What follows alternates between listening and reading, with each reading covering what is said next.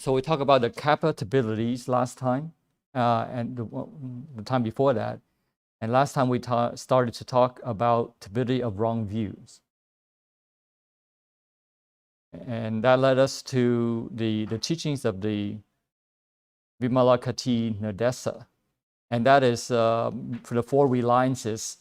Last time we left off, we finished 3 reliances, and we will talk about the 4th one today. Just a quick review. The first reliance is that we should rely on the Dhamma and not any person or any authority. The second is rely on the meaning and not the expression, the words. And we should rely on the discourses of explicit meaning and not on implicit meaning. And then fourthly, relied on transcendental awareness and not on discriminative consciousness. Just a quick review here. Relying on the Dhamma does not mean to exclude ourselves, to isolate ourselves from the rest of the Sangha, everybody else, to learn on our own. That's not what it means here. What it means here is that we should not rely on any authority to do the interpretation for us and to solely rely on the words, but this is really a form of communication, right? We rely on those to the extent that they embody the Dhamma, they embrace the Dhamma, and they incorporate the Dhamma in their daily practice, and not rely on any particular person to do the practice for us, to do the learning for us. So relying on here is not to rely on any authority or any power, but really to be in close contact, in real contact and communication with those who truly practice the Dharma. It is the spiritual friendship that helps us to practice, to help us to grow, and not some distant person. So it's in order for us to grow, to have that faith, to have that confidence in us, it helps to be in real contact with gurus, those who really practice and who are they are spiritually superior to us, that they can help guide us. So that's what it means. The second is to rely on the meaning and not the literal words, right? So we understand the spirit of the teachings and not just the words, and be misled by the words. Because true sutras were written hundreds, thousands of years ago. And so the meanings, how the words, how they were used back then, the meanings there were different from how they are being used today. So we should understand the spirit of the teachings and not the literal words. And so that we don't miss the spirit, the intent, the teachings completely. The third is that we should rely on the discourses of explicit meaning and not on discourses of implicit meaning. So this sounds kind of redundant from the second one, which is on the meaning. But here, I think we should understand that, first of all, we should understand there are 2 parts to this. One is discourses, meaning talks, the words from the Buddha, right? Not just anybody with explicit meaning, but from the sutras. So that's first thing. And secondly is that we should understand in terms of the explicit meaning. Now, this is not easy to understand because there are sutras that have implicit meaning, meaning you cannot take them literally, but you need some interpretation. But how is it different from this one? I think the slight difference here is that you can come up with different ways to explain it, different examples. It could be very mystic, very scientific or poetic, however you want to illustrate the meanings of the sutras, but we should not contradict the discourses of explicit meaning. What this means is that it must not contradict conditionality. I think that's a basic that we can take away from the third reliance, is that however that you want to interpret the sutras, poetically, scientifically, whatever, but it should not contradict conditionality, meaning we should not take, for example, the true mind to be something that exists on its own, that's permanent and changing. right? So that, however you want to illustrate it, it must not contradict conditionality. Is that clear? Right, the third one is not to take the words literal. The second one is not to take the words literally. The third reliance is that it must not contradict conditionality. 缘起 or 因可以. Does it make sense? Okay. So the fourth reliance, and that's going to be the topic for today's discussion, is to rely on transcendental awareness and not discriminative consciousness. So the author here uses awareness, but it really means wisdom, as opposed to biased consciousness. So that's a distinction. We should rely on wisdom, unbiased wisdom, as opposed to biased consciousness. In Sanskrit, the words are jhana and vijnana. So the difference here is VI, right? Jhana by itself means pure knowledge, and they both have the root of to know. And so jhana here is pure awareness, pure knowledge, without any kind of subject-object duality. And so it is knowledge that does not know everything and does not belong to anybody.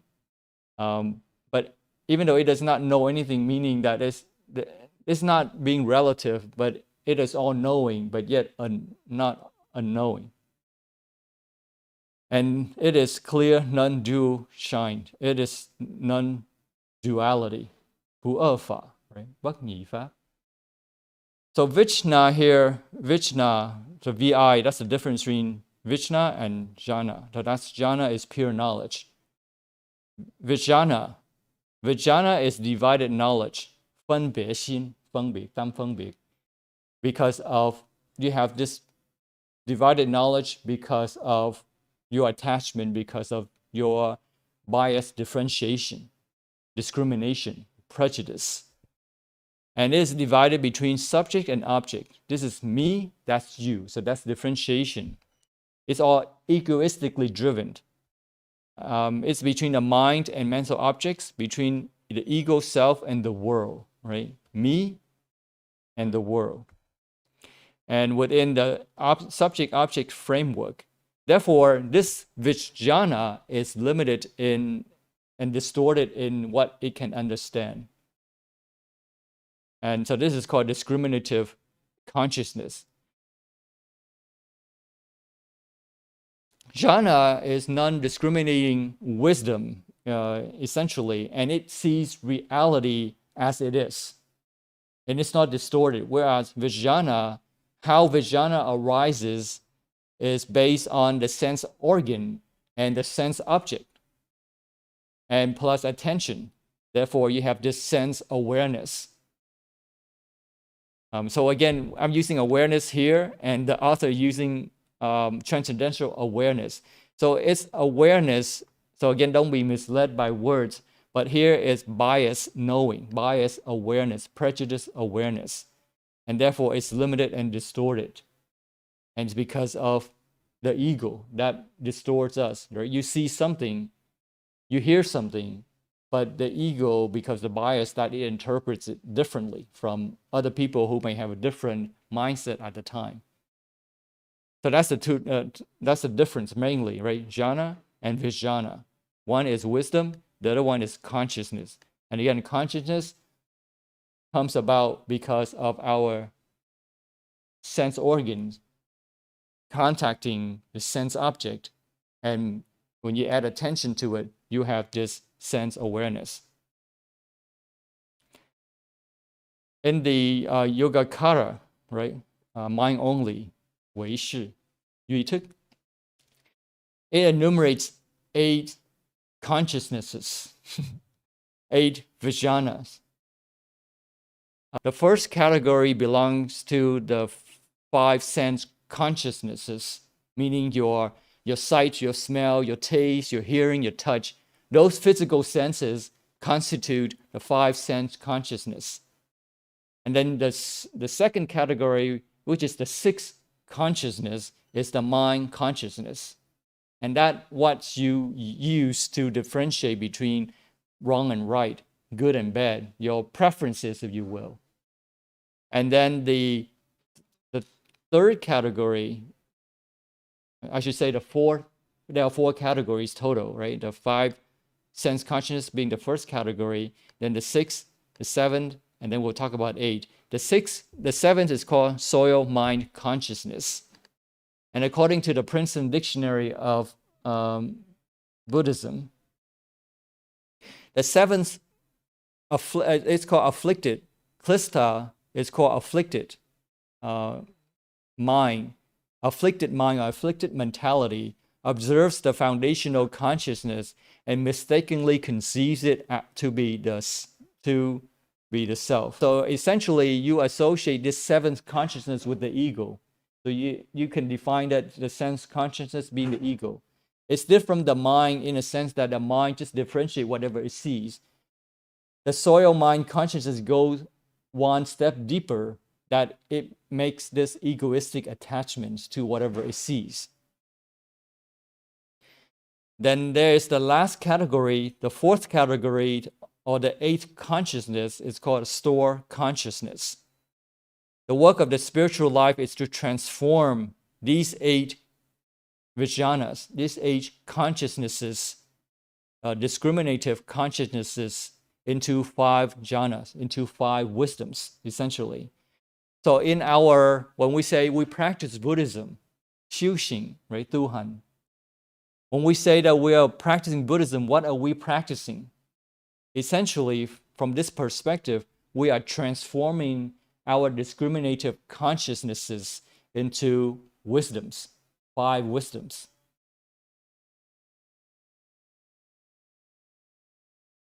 So transforming the eight consciousness into five wisdoms, we should not be misled by words again that our being, our mind does not have five distinct wisdoms or eight distinct consciousnesses. They are not like eight different pieces that make up this mind. So in reality, there are no eight discrete consciousnesses, and there are no five discrete wisdoms. So it's just for I guess communication, for analysis, to help us to understand, right? You following me? That there are no eight separate pieces in the mind. Just like the brain has different lobes, different portions for different functions, but scientists have found, before they thought that the brain was hardwired, that when you have a function that fails, a part of the brain that fails, that function cannot be replaced. But that's not how it is. They've discovered that it's called neuroplasticity, that the brain can shift and can change itself and can reorganize itself, so that other parts of the brain can perform the function that the other parts can no longer function because of damage, for example. So although we have the seventh consciousness, for example, being egoistic attachment, but it just is main characteristics, but doesn't mean that there is one part in the mind that is all that it does is egoistic attachment, right? To make this more concrete, the gurus, the masters, the venerable masters, they differentiate, or they make they have the five Buddhas represent the five wisdoms. There are four Buddhas in the four directions and then one in the center, so a total of five. The first is called all-accomplishing wisdom. So the five wisdoms. So we talked about the eight consciousness, right? The five physical senses plus your mind plus the ego plus the Alaya, the store consciousness. So those eight, when we cultivate, when we practice Buddhism, we are transforming those eight consciousnesses into five wisdoms.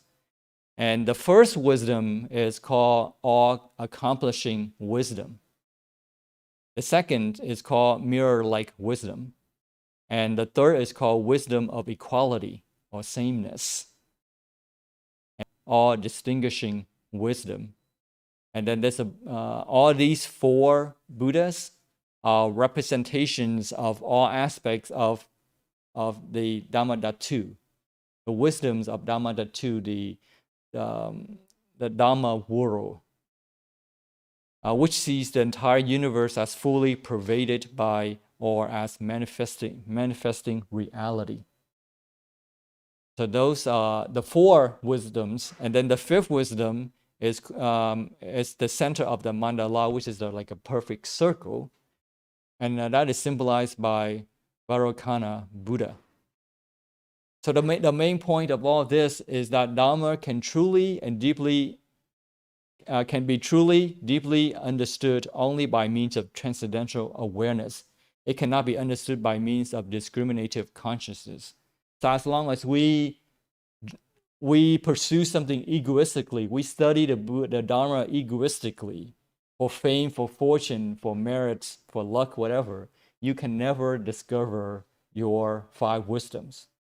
Right? No matter how well versed you are with the sutras, you can never understand the Dharma because of this discriminative consciousness. And transcendental awareness is that we want to, it is our goal. And that is pure knowledge, pure awareness without bias, right? Without egoistical motivation. Even though the pure consciousness does not have discrimination, that it is pure, balanced, lively, and spontaneous, is not dead.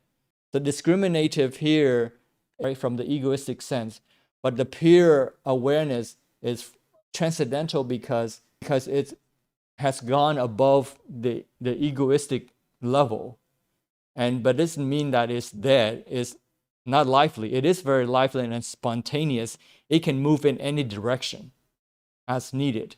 Just like a ball, like a ball on a very perfectly level plane.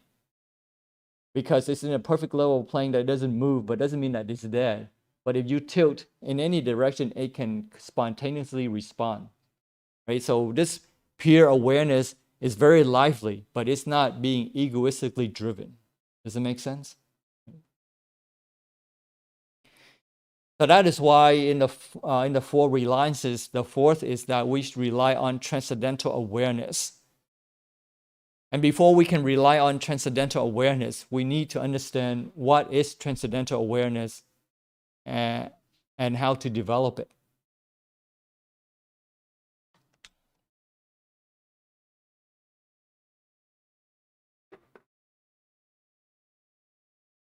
So one of the ways to understand what transcendental awareness is to explore the sutras. One of the sutras that we would like to explore is called Lankavatara. Lankavatara is one of the earlier sutras about the mind. Some background about this sutra is that King Ravana, he approaches the Buddha to ask for the Buddha on how to have this transcendental transformation. And he is the king of the island called Lanka. And so Ravana invites the Buddha to preach. And as a result, that Ravana experiences Paravati. Paravati is called transformation, transcendental transformation. Ravana is the lord of Lanka, the island of Lanka. Ravana, lord of yakas. Yakas are natural spirits. And Paravati is transcendental transformation from samsara to spiritual liberation. So essentially, King Ravana asked the Buddha to preach on the method of transcendental transformation, how to be liberated from the cycle of life and death. And at the end, that he realizes that the the whole world vanishes. There is no world, and that all is left is an expanse of absolute consciousness or absolute mind. And there is no differentiations of object and subject. So when we see absolute mind here, we should understand that it does not mean something that exists on its own, right? Something that is of a single entity. Like we just talked, third reliance, that however we understand or interpret the sutras, that it must not contradict conditionality. So when we see something, however we praise it, it does not mean something that exists on its own and unchanging. Okay? We should understand that the absolute mind here means conditionality. It's really hidden potential. It is beautiful. It is beautiful because it has all the potentials to change into something that's beautiful. So we have this absolute mind, not that because we have something in our possession, but we have the ability to transform ourselves into something that's beautiful. So this change in Ravana's consciousness from awareness of the ordinary external universe to awareness of absolute mind, free from all distinction between universe and void, which constitutes what is called Paravati, Transcendental Transformation.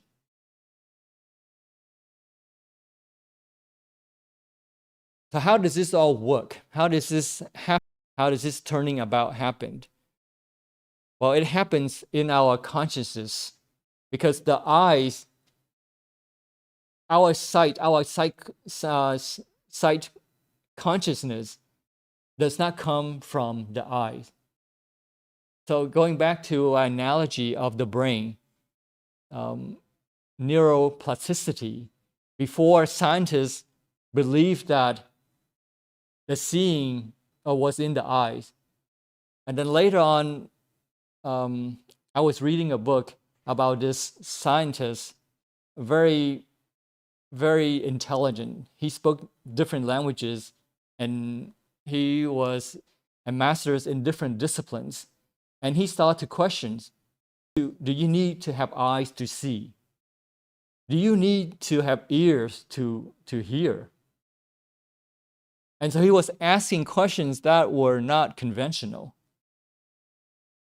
And so that's very similar to Buddhism, that Buddhism is saying that it's not the eyes that see, it's your consciousness that you see. For example, when a blind person walks, he uses his cane, right, to sense the way. When he hits a chair, the cane doesn't move anymore, and he senses this resistance. And then when he hits a chair, it has a different sound.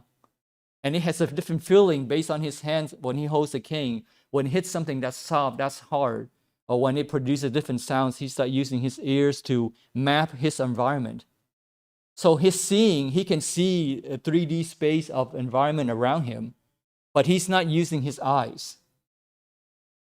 He's using his senses, his touch, his hearing to see. And when we start to do this experiment, that when they start to, when they have an equipment that can stimulate certain nerves, certain neurons, that without eyesight they can see, right? They put this camera, they record an image, absorb the image through a camera, but they send the signals to the brain somehow. Can either be through your tongue as well. There are senses that from your tongue that it connects to your brain. So it bypasses the nerves in the eyes, like the nerves that connect the eyes to the brain. So as a result, the blind patient can start to see. So in reality, we don't need eyes to see. We have other senses that can replace the eyes, the sensors to see. So when we practice Buddhism and we are transforming our consciousness, we are elevating ourselves, we are rising above the bias. We are attached to our eyes for seeing. That's why when our eyes are damaged, we cannot see because we are attached to it. And we are telling ourselves that our eye is the only way that we can see, and therefore we are inhibiting other functions within the brain that can see. But through training, a blind patient can redirect and can reorganize the brain to see without the eyes. Does it make sense? Right? So because of our egoistic attachment, that we are limited in what we can see and what we can understand. Right? That's why it's called discriminative consciousness. It's the kind of consciousness that's very limited because of our attachment. We think that our ears can only hear, and our nose can only breathe. But I've heard of stories where a person can breathe through the pores of the skin. Right? So our nose is just the main pathway for our breath, but it is not the only pathway. And because we are attached to it over time, that we have limited ourselves. So in fact, it's a very interesting book. This is the book that I was reading, that I'm reading on the brain that changes itself. It talks about how the brain transforms, reorganizes itself in order to compensate for a function that's lacking in some parts of the brain. And it's very insightful. And if you read it in a way that it's very Buddhistic as well, because it talks about overcoming the limitations of ourselves. If we put in enough effort, we can change ourselves. It used to be thought that the brain was like a machine that was hardwired, like a wire, right? If a wire is broken, that's it. That function is no longer working. So there was another story, and about a medical, about a doctor. This doctor here, his father was 68 years old when he had a stroke, and through therapy, the doctors at the time claimed that it was impossible for him to recover.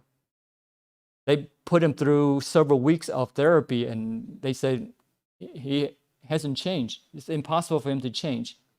So his brother, who was studying medicine at the time, brought the father back from New York to New Mexico, I believe. Brought him home to take care of the father. But he didn't know anything about therapy, and which was a blessing because he was unbiased. He was not limited in what he could do. So his father was a professor, a university professor, but unfortunately he has a stroke at 68 years old. So he brought him home. He started to take care of his father. And he realized that, how am I going to train my father now, because he could not walk. He was half paralyzed.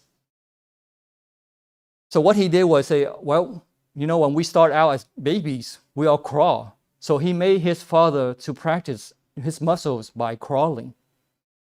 It was kind of degrading because the neighbors criticized him for doing that, because how could you make a professor crawl like that, like a baby? So humiliating. But his father was very strong-minded and said, I want to improve. Anybody would be very embarrassed and say, I'm not going to crawl like a baby. I'd rather be in my vegetable state than to crawl like a baby. But his father was different. His father said, I'm going to do what I need to do to be better. So he started crawling, and the son to crawl with him as well. And they had everything on the floor, just like a baby, for the baby. So he started crawling, and it took months. First he started crawling, and then he, little by little, he started to improve. Months later, I think about 2 years, he was fully recovered. And he started to teach again, for 2 years. And not only that, he started to take outside activities. He even climbed on a mountain. So he lived for several more years, and then he passed away. So when he passed away, his son took the dead and his father in for autopsies, right, to dissect the brain. So he had another colleague to dissect the brain. And when that colleague was dissecting the brain, she was astonished at what she found. So he called him in.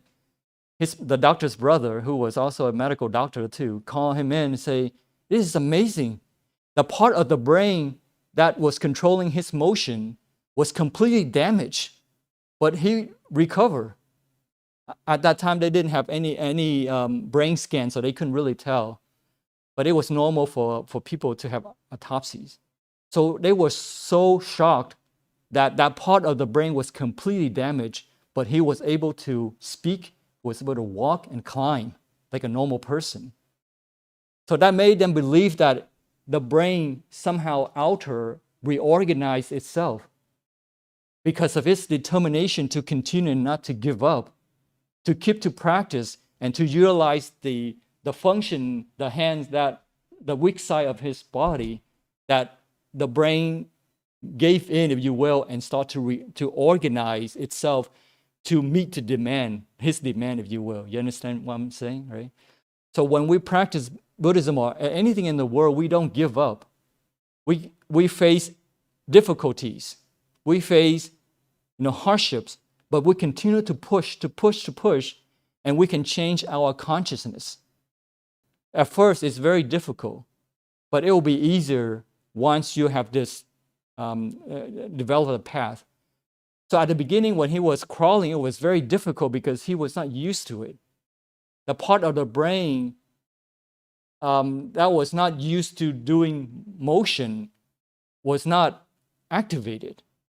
So in other words, the path had not been developed. So it took a while for him to develop that path. But once the path is developed, it's easy for a person to change, to carry on. Right? So once that path, that circuit in his brain was formed, he was able to carry on with his normal motion. And so with our consciousness, when we become attached to the way things are, it is very difficult for us to change.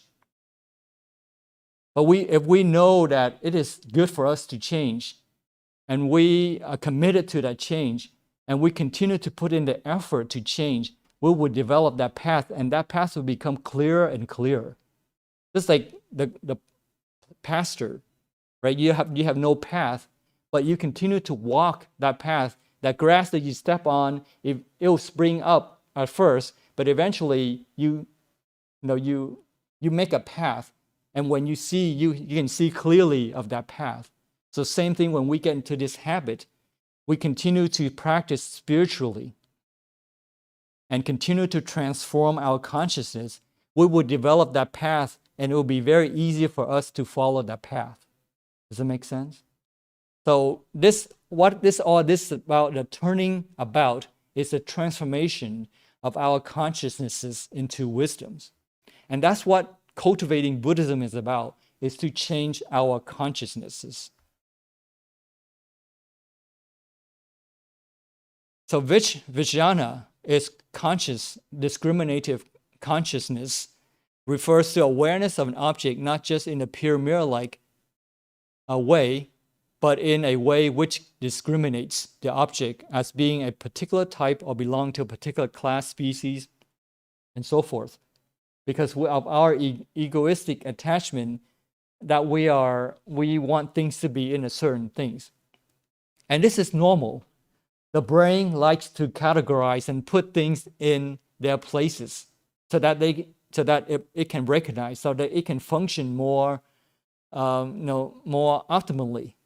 But it's not healthy in terms of transcendental transformation, right? That's the function of the brain, is to recognize things so that, and it wants to be in an environment that it is familiar with.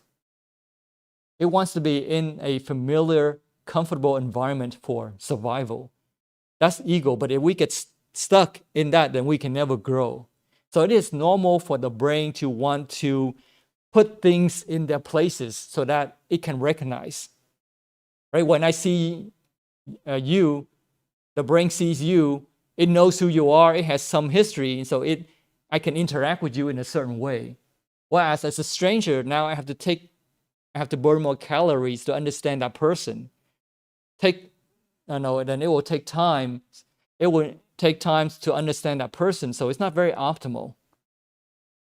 But if I already know you, I have history of you, and then I can engage with you more effectively. But the downside is that now I start to put you in a stereotype. I start to categorize you. Oh, this is who you are. I think that's who you are. But so therefore, I see that's who you are. And then I have stereotypes of you. I put you in a separate, in a category. Now that limits my understanding, right? That puts a wall against me and you. Now I'm differentiating. That's you, that's me. And that limits my understanding. And that distorts my understanding, right? So it's good that it allows you to work more effectively, but it's bad that it starts to distort you. It starts to distort your vision, your understanding. In the Yogacara, 唯识 Yuituk, the 8 consciousness are transformed into 5 wisdoms. We already talked about the 5 consciousness, right? The 5 physical senses. And then the 6th consciousness, which is your mind, mano vijnana.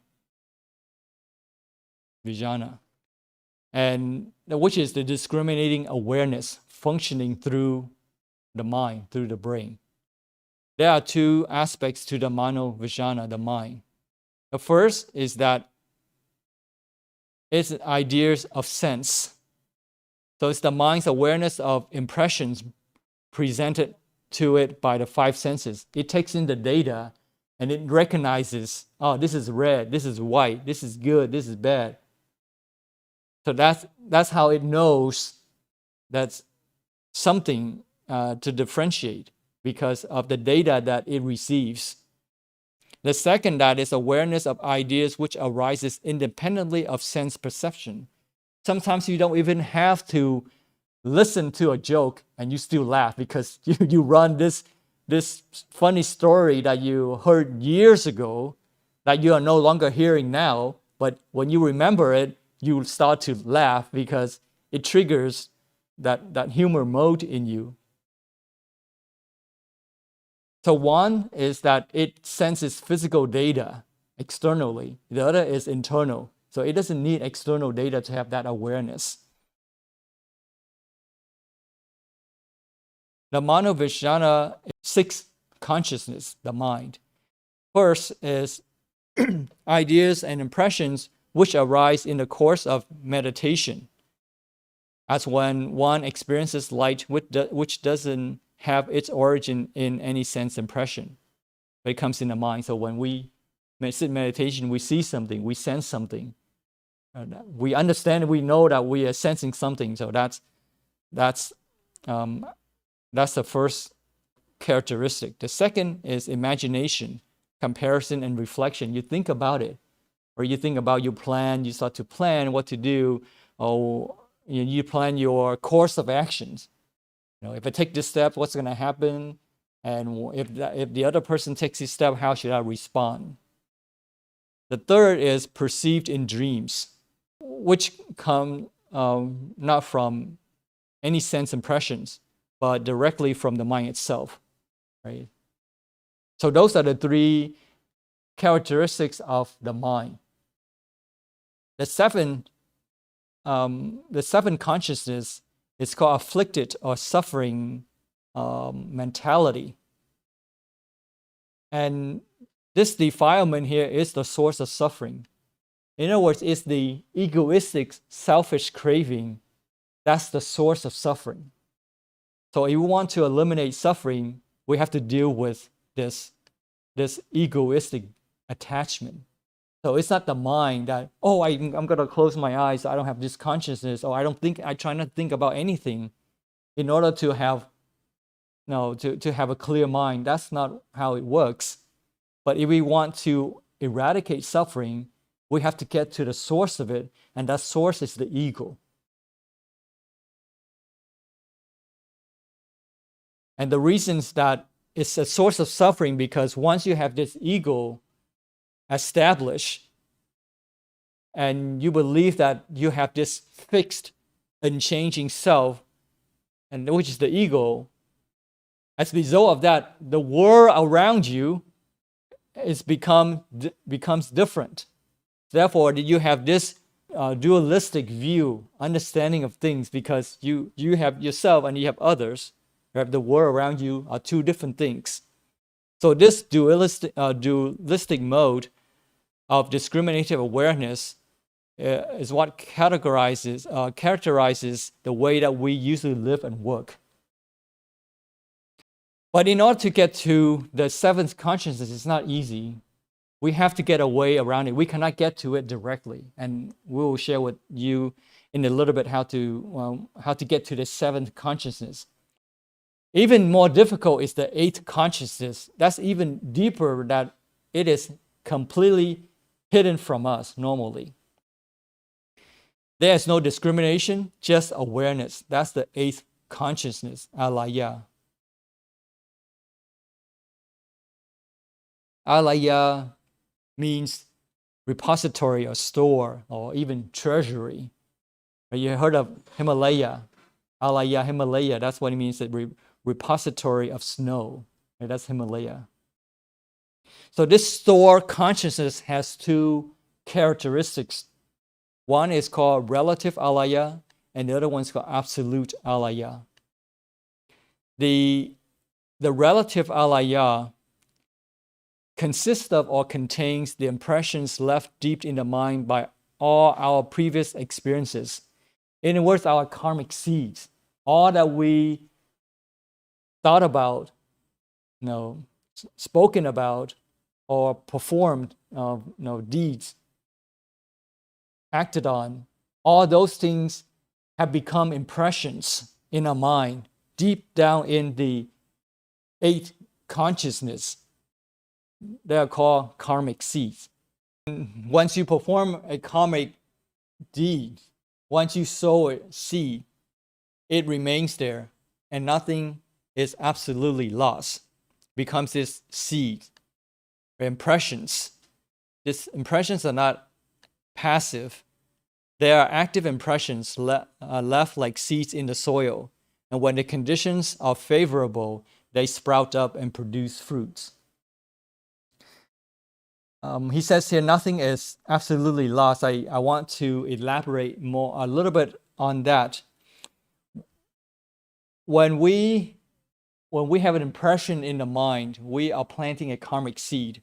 And when it meets a suitable condition, it produces karmic fruit. Right? So that's the relative Alaya. It's really the practical law of cause and effect. Right? When we encounter a person and we feel very happy, we feel joyful, that's the karmic effect. That's from our favorable seed meeting favorable conditions. Right? So these impressions here are karmic seeds, okay, in the Alaya consciousness, the eighth consciousness. And depending on the intentions, when one sows the karmic seed, that it may come to fruition or not. It will come to fruition with the proper or suitable conditions. And it may not, and it may have a very big effect, like you can feel it, right? Things that can change your life or make you suffer or make you happy, you can feel it. Or some karmic seeds that have very little effect, like somebody who gives you a dirty look, a stare that you don't like, but then you forget about it. Very little, no effect at all.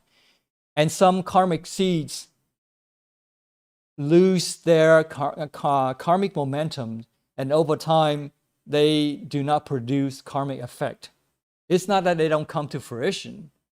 They come to fruition in the sense that they just lose their energy, and you don't feel it at all, right? So that's the relative Alaya, which is more on the cause and effect. There's a cause, and then within conditions, there's effect. For the second characteristics of Alaya is called the absolute Alaya. And that is reality itself. Conceive of in terms of pure awareness, free from all trace of such subjectivity and objectivity. Going above wrong and right becomes pure, right? Wrong, of course, is not good. Right is good, but it's not, pure. You have the right intention. You trying to do the right things, but like to fight, to defend for a country. Well, when you defend yourself, you're hurting somebody else. Yes, it's justifiable for you to defend yourself, but you also leave collateral damage around you, right? So it's not pure, because there's some egoistic attachment motive in it. It is at the level of the Alaya, the deepest seat of consciousness, that the turning about with which we are concerned takes place. But that's what we are interested in, is to convert the relative Alaya into the absolute Alaya. How does this actually happen? So how do we transform our consciousness from the relative Alaya to the absolute Alaya? Well, we do this every day, but we are not aware of it, but we are transforming ourselves every time we interact with people. Right? As we go through our lives, we encounter all sorts of experiences, right? Every hour, every day, every time we interact with people, we are sowing seed in the Alaya. So as a result, more and more impressions accumulate in the relative Alaya. And some of these impressions are impure seeds, some of those are pure seeds, and some the impure, these seeds are because of our thoughts, words, and deeds. And they get deposited in our Alaya. And because of these impure seeds through our thoughts, words, and deeds, that become defiled. And we become defiled by our dualistic outlook. Now those Alaya, those impure seeds, start to distort how we see, how we hear. Right? And it is reinforced by our craving or our aversion and our fundamental spiritual ignorance. Right? Tan, chen, ci, tam, seng, si. Right? By craving, aversions, and ignorance. So in the consequence of our ordinary actions, we can deposit impure seeds. So we can also deposit and accumulate pure seeds. Right? If we can get angry with somebody, then we can cause, have compassion towards them. These are pure impressions or traces produced by our spiritual thoughts, words, and deeds. So the more that we devote ourselves to spiritual life, the more we accumulate spiritual impressions or karmic seeds, pure karmic seeds in the relative Alaya. So the more that we do it, just like the brain, right? The more that we do something, it may be difficult at first, but it will become easier over time, because now we have that flow, that path, that connectivity, that circuit more established, more mature. We can respond more quickly. There comes a point when so many of these pure seeds are amassed, collected in the relative Alaya, that they push on them. And as the absolute Alaya presses on the pure seeds, they in turn bring their weight to bear upon the impure seeds. And in the end, they push them right out. And that's how one is transformed from discriminative awareness into pure awareness. So this pushing out is what constitutes the turning about within the Alaya zone, right? The turning about to change, to transform our consciousness into wisdom, right? So this is how we transform ourselves. It's by accumulating more pure seeds that we start to push out or transform the impure seeds. Once this has taken place, a complete transformation is set up within the entire Vijnana system. The 8 consciousness are transformed into the 5 wisdoms, 5 jhanas. Again, Vijnana means discriminating awareness, and jhana means simply awareness, a pure awareness. So that's what it means when we practice Buddhism, that what we are transforming ourselves is that we are transforming our biased consciousnesses, the 8 consciousnesses, into wisdoms, 5 wisdoms. Of course, so what we kind of talked about, the 5, we're transforming the first 5 Vijnanas into all performing wisdoms. That means capable of doing anything, infallible success. So that's all performing awareness. And then we transform the mano Vijnana, the mind consciousness. We transform the mind consciousness into distinguishing wisdom, where it appreciates the infinite variety of existence, even down to minutest differences. So having this wisdom helps you to understand the macro level and the micro level of all things. And then transforming the 7th consciousness, the defiled mind consciousness, into the wisdoms of equality. There is no duality, right? Overcoming the subject-object duality. Seeing things as equal, meaning that seeing no longer on the surface. A person who has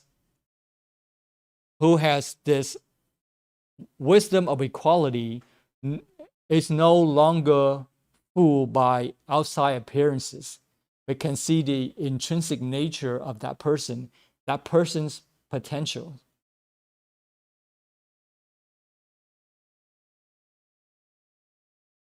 So the 7th consciousness is egoistic attachment. And this 7th consciousness is very deep. It's not easy to recognize because it runs deep in our consciousness. I have a funny story to share with you. So there's this person. He loves reading books. He likes going to a park to read books. And there's a McDonald's nearby, a very famous McDonald's with the fries. So normally he would buy fries and would go to a bench and would stack up books he starts reading. So he's deeply involved in his reading on the bench. And then moments later, a homeless person comes and sits at the bench with him. And he didn't really take notice of that person sitting across a bench from him. And he keeps on reading. And so this homeless person starts to eat the fries. And he say, that's funny. In his mind, he's thinking, why is this person eating my fries? Well, that's fine. I'm good with sharing. But then this person keeps on eating, another one after another one. Then he starts to feel agitated and say, wait a minute, he's eating my fry. What's going on? And he starts to calm himself down by saying, all right, that's okay. I can share my fries with him. A little bit more won't hurt. But he doesn't stop. The homeless person doesn't stop. He keeps on eating. And then when he's almost done, he offers the fries to the guy. Hey, would you like some fries? And he gets upset. And he said, you're eating my fries and you want to share your fries with me? So he's about to clear his stack of books. Then he realizes that his fries are still there. That the homeless person was eating his own fries, not his fries.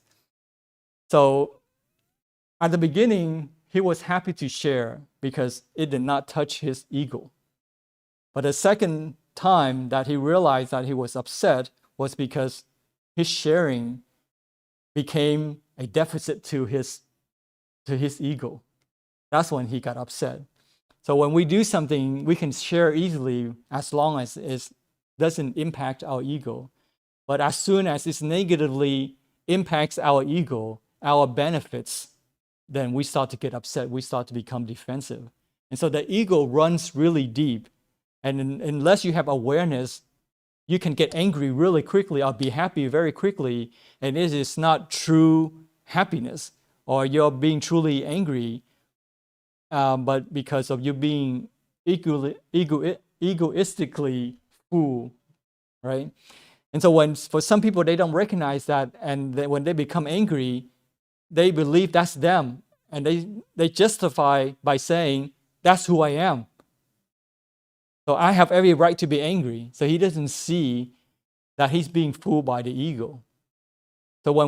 So it's very difficult to get to this level because it's hidden from us. But when we practice when we are now more aware, when we are transforming ourselves, we are transforming layer by layer down to the very bottom. Right? So the relative Alaya is transforming into what is called mirror-like wisdom, and which reflects everything impartially without distortion, which does not stick or cling to anything, but sees things just as they are. So here is to see things as they are, not to be blind. Right? So you still do what you need to do. You go to work, you raise a family, but it's no longer self-serving motive. Right? But you are doing it for the benefits of others and society. For example, if you have children and you raise your children, you don't hope that someday your children will take care of you when you're old, because that's kind of egoistically driven. But the reason I have family and children so that when I'm old, somebody will be there to take care of me. Well, that's very narrow-minded. But if a person can think that I'm raising a child so that the child can become a contributing citizen to do good for society, right? To contribute to society, to allow that person, that child, to cultivate merits, to do good to society. So when we have that kind of thinking, it's different from doing something that is self-serving. So when we have this mirror-like wisdom, we see things impartially. We carry our lives normally, but without that egoistic motivation.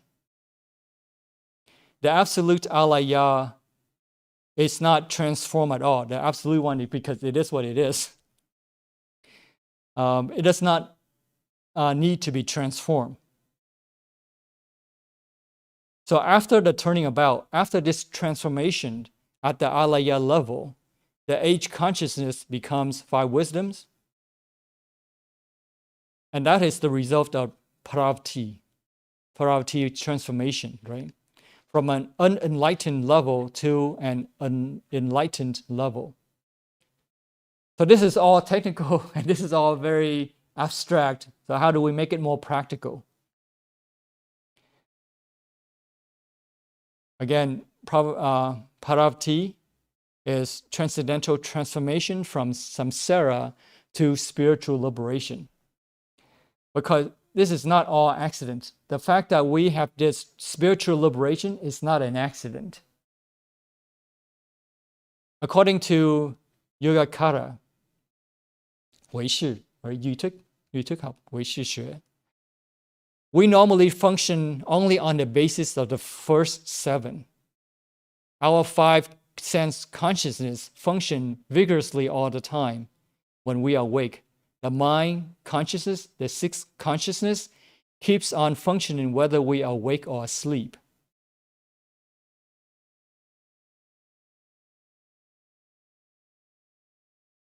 And the defiled mind consciousness is, of course, very active indeed. So these sense consciousness, only when we are awake, and we can only see, right, when we interact with the five sense consciousness, the eyes are only active when we are awake. And the mind is, whether we wake or sleep, is always active. And the defiled mind, the seventh consciousness, is very active all the time. And the eighth consciousness is normally hidden from us.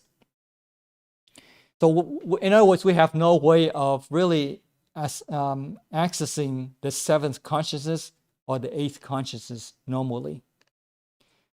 The highest level of consciousness to which we normally have access is the mind defiled. It's the seventh consciousness, the mind defiled by duality, by seeing things in terms of opposites. Here it says that it is at this level that we have to operate. I guess this is at the deepest level that we can operate normally. But practicality, from a practical standpoint, it is more effective to operate at the sixth level.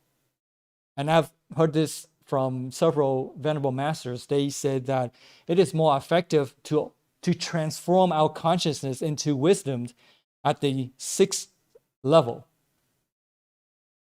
And that is because we have more control. For example, we can have more command, more power on our consciousness by directing our five consciousness and the mind.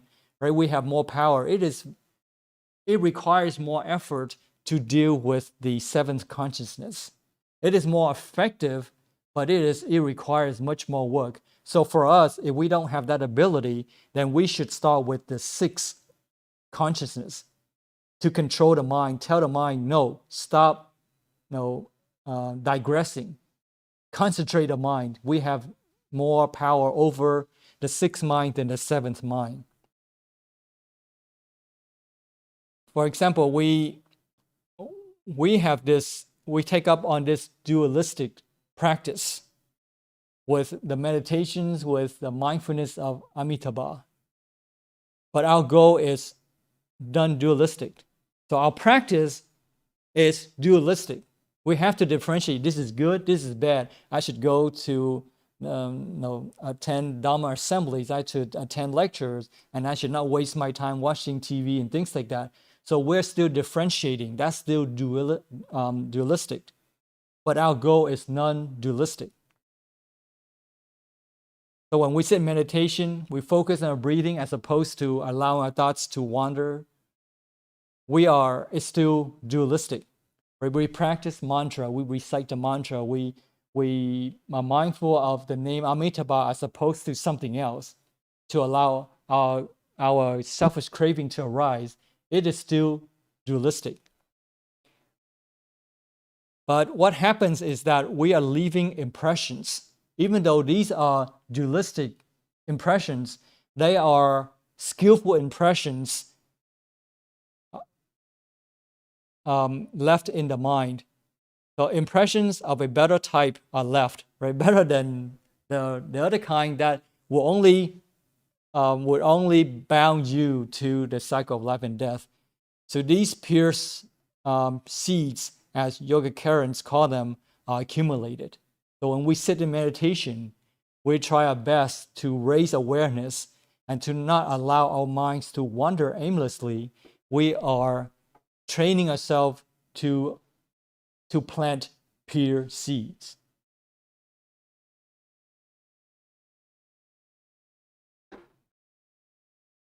So over time, as we practice day by day, week by week, year by year, enough pure seeds are deposited into the relative alaya for the turning about to take place.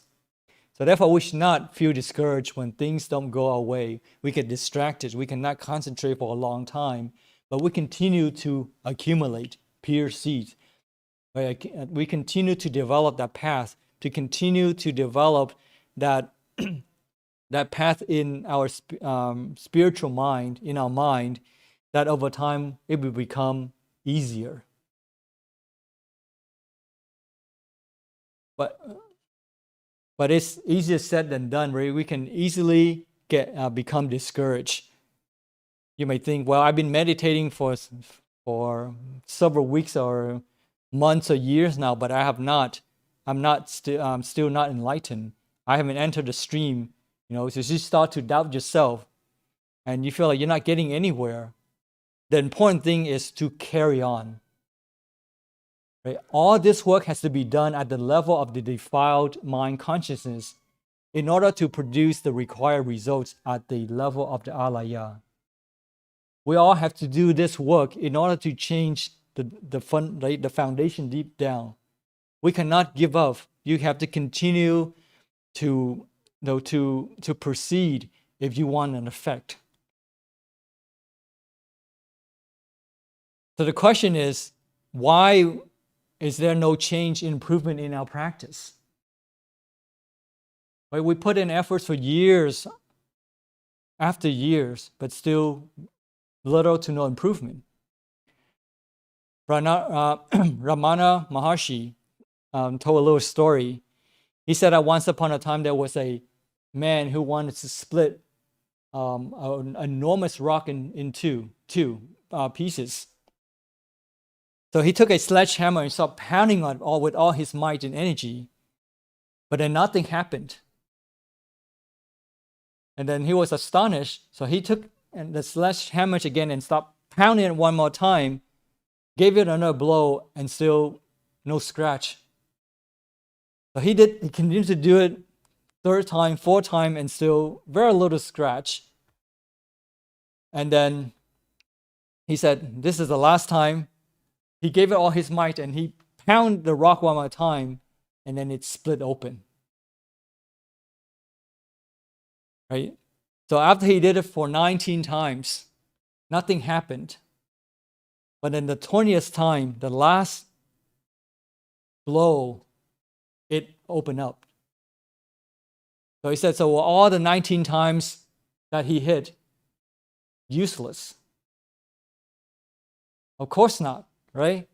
All the 19 times that he worked on to get to the 20th time where the rock starts to split were needed. But you can't get to the 20th time without going through the first 19 times. So the 20th blow just gave the last touch to split the rock. So all the time we couldn't see the transformation inside. The rock was weakened. Every time you strike a blow, right, it's fractured inside, but we cannot see it. So the same thing when every time that we sit in meditation, we chant Amida, and we have this mindfulness, we are fracturing this rock, this humongous rock of consciousness, biased consciousness in us. And we want to break it, we have to continue to hit it. Right? But we may not see the transformation very clearly, but we are transforming. For example, if you put in the effort to prevent yourself from mindless scrolling through YouTube videos or the internet, but then you cause rise in awareness of what you're doing, you are transforming your consciousness.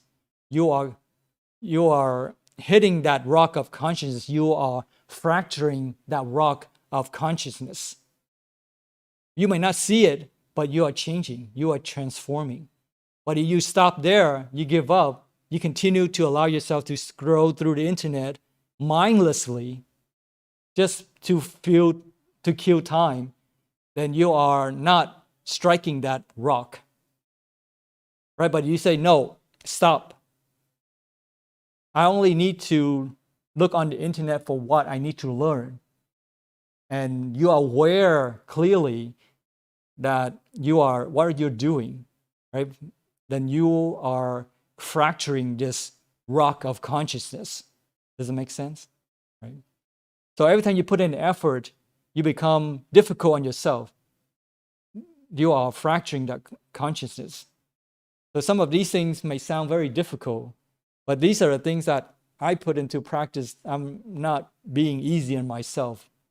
so that to maintain that momentum, in order to get to the point where the fracture point where I can easily break that rock of consciousness so that I can transform myself. Right? So when we work at the level of the defiled mind consciousness, we still use our differentiating mind to say, this is bad. Mindless scrolling through the internet, through YouTube videos is bad. I need to cause rise to mindfulness. What am I doing? What am I getting out of this mindless scrolling? Nothing, then I should stop. If it's something that I'm looking for, then I need to look for, and then I get out. I don't allow myself to continue to scroll through YouTube videos just to kill time, just because, because you're bored, right? So that's, by stopping it, you are fracturing that rock little by little. So it may seem that our spiritual practices aren't producing any results. And you may think that I'm the same person that I always was. I get angry easily. I'm still greedy, interested in worldly things. Nothing has happened. But all the time, at a deeper level, something is happening. Blows are being struck. Pure seeds are accumulating. The depth charge is being prepared. You're about to detonate this, but you have to put in the effort in order to break it apart. The important thing is to keep going, not to get discouraged by apparent failures or temporary setbacks, and not to give up. So that's the whole crux of this transformation, is that to continue to accumulate pure seed, to continue to weaken that rock of consciousness that is inhibiting us from advancing. So 2 more things that we need to understand about this consciousness in order how to transform our consciousness. The first thing is that intellectual understanding is not enough.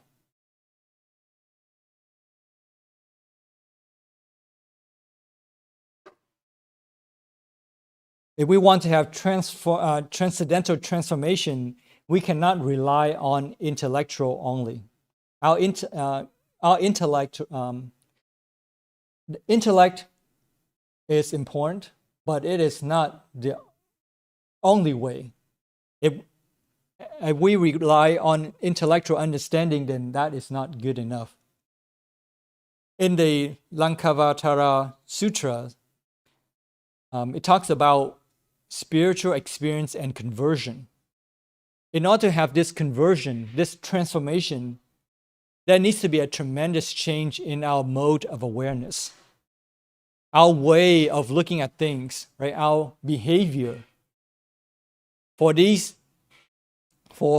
to be any real spiritual life or change at all, we need to incorporate these changes into our spiritual life. So most of the time, we are just acquiring intellectual transformation, no fundamental modifications of the quality of consciousness itself. When we read sutras, we may attend meditation classes, but when we revert back to our old self whenever we deal with the world. So we're not changing ourselves, we're not modifying ourselves. So there must be this turning about, this transformation, in order for us to have this spiritual progress.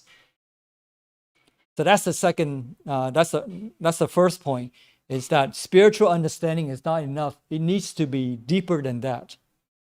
The second thing is that the turning about is sudden that it takes place in an instant. Right? It can be very spontaneous, can be very sudden, and we have to be prepared for it. Meaning that we continue to put in our efforts, in order to make progress, because fruition can come at any time. So we cannot afford to give up and to let go of the opportunities for the karmic seeds to come to fruition. Does it make sense? Because who knows, the 20th blow can happen at any time, right?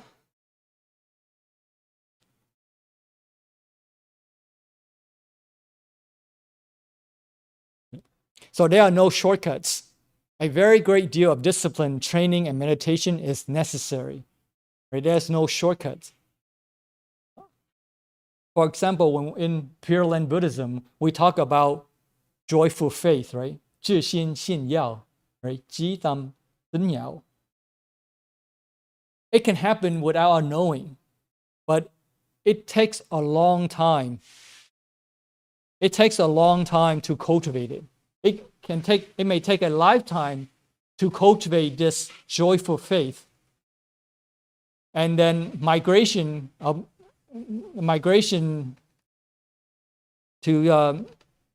Sukhavati can happen at any time. Right? We don't know when we're going to come to an end. So our migration to Sukhavati can happen at any time. But without joyful faith, it will not happen. So to get to Sukhavati, we need to have joyful faith, and that joyful faith can take a lifetime to cultivate. Does it make sense?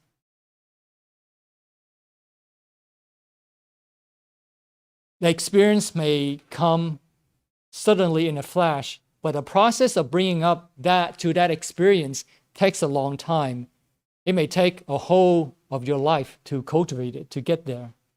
But if you believe that experience itself is worthwhile, it is indeed the only true meaningful aim of human life, then of course you will not begrudge the time spent. You will not regret it. You will be very joyful when it comes to fruition. That all the endurance you've been through, the transformation that you've gone through, finally come to fruition. You will generate this joyful faith in you. So it says that in the Pure Land is the easier path, but it's only relatively easier compared to other methods. Right? Well, rebirth in Sukhavati still has its own criteria, from joyful faith to possessing abundant good merits, good roots and merits. So you still have to cultivate all those things. So it's not just to wish for Amitabha to come and escort you, but you have to qualify. You have to do something to make yourself to deserve that escort. So realistically, you can't have a joyful life without joyful faith. And to have joyful life requires merits and virtues. So of course, you can have, some people will say you can have this joyful life too, but that mundane kind of joyful life will keep them in the cycle of life and death. I'm talking about the transcendental joyful life. And in order to have a joyful life, you need to have merits, you need to have virtues, right? So that's reality. You want to migrate to the Western Pure Land.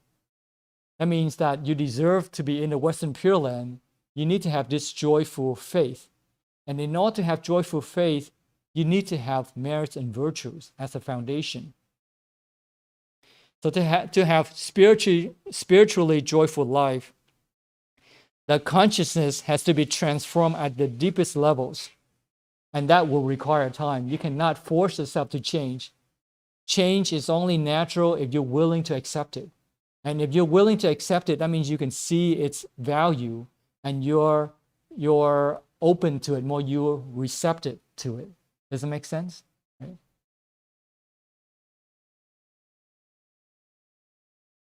So turning about of the mind in the deepest seat of consciousness, and it is not easy, it takes time. And we have to function eventually, and we have to do that if we take Buddhism seriously. If Sukhavati means a lot to us, if enlightenment means a lot to us, then we have to put in the effort for permanent change, for this transformation to be meaningful, to be effective. Right? So we talked, let's summarize here and and end the 4 reliances. All these 4 reliances are telling us the first is not to rely on any person, any authority, and that is to help us to avoid being manipulated spiritually and to become weak ourselves, but to see reality and to have real contact, to have real communication with those around us who we can help them and they can help us to grow spiritually. So it is spiritual friendship that helps us practice Dharma effectively without being at the expense of studying the Dharma. When we still have to put in effort to study Dharma, we don't rely on any authority to practice for us, to do the studying for us. So the 4 reliances, again, rely on the meaning, not the literal expressions. Rely on the knowledge, noxus, and not on the consciousness. Rely on the ultimate teachings, definitive in meaning, and not insisting on the superficial teachings interpretable in meaning to be consistent with conditionality, and relying on reality, not insisting on opinions derived from personal authorities. Right? Transcendental transformation is to convert 8 consciousnesses into 5 wisdoms through the accumulation of pure karmic seeds in the relative Alaya consciousness. And because of that, eventually it will transform into absolute consciousness. And for us, on a practical basis, we have to put in the effort and transform ourselves from necessarily dualistic practice to non-dualism. And this will take time. Preparation can take a lifetime, but the transformation can occur in a split second. Right? So we should not be discouraged. We should strive on, continue to accumulate, because every time that we do that, we are weakening that consciousness. We are fracturing it. And we may not see it, but someday, sooner or later, when we have enough our momentum, we will fracture it. We will transform. All right? Any comments? Okay, let's do merit dedication. You please join your palms together. We recite, may the merits and virtues accrued today adorn the Buddha Pure Lands, repay 4 types of kindness above, and aid those suffering in the paths below. May those who see and hear of this bring forth the resolve for the Bodhi mind. When this retribution body is complete, together we shall meet in the land of ultimate bliss. If you could please rise, we bow to the Buddha 3 times to show our respect. First bow, second bow, third bow. 阿弥陀佛。